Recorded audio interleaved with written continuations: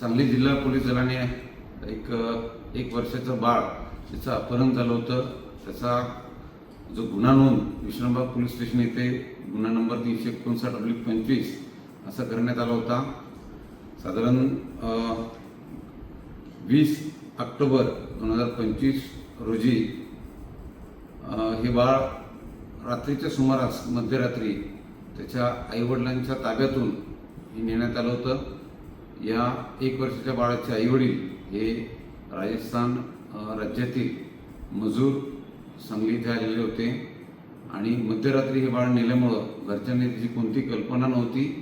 परंतु जे पोलीस विभागाकडं पुरावे उपलब्ध झाले, तपासामध्ये जी पुढं गती देण्यात आली त्यानुसार आम्हाला काही संशयित व्यक्ती आणि वाहन त्या ठिकाणी आढळून आलं.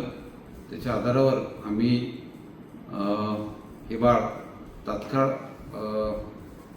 आरोपीने ज्या ठिकाणी देण्यात आलं होतं त्या ठिकाणून सुखरूप परत आणलेलं आहे आणि त्याच्या आईवडिलांच्या पालकांच्या ताब्यातही दिलेलं आहे.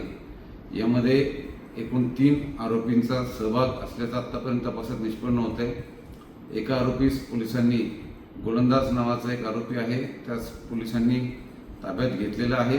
इतर 2 आरोपी आम्ही तात्काळ ताब्यात घेऊ. माझं सर्व नागरिकांना या ठिकाणी नम्र आव्हान असेल की आपण आपली लहान मुलं यांची काळजी घेणं ही आपली जबाबदारी आहे. इव्हन आपल्या शेजारील पण जी लहान मुलं असतील, कोणत्याही प्रकारे संशयित व्यक्ती आपल्या परिसरामध्ये आढळून आला किंवा तसं काही आपल्याला जाणवलं तर तुम्ही पोलीस विभागाशी संपर्क साधा आणि आपण एक जागरूक नागरिक म्हणून आपली भूमिका त्या ठिकाणी पार पाडणं अत्यंत गरजेचं आहे. मी माझ्या टीमचं कौतुक करतोच आणि सोबतच त्यांना योग्य तो रिवॉर्ड पण त्या ठिकाणी त्यांच्या चांगल्या कामगिरीसाठी आमच्याकडून देण्यात येईल. जय हिंद.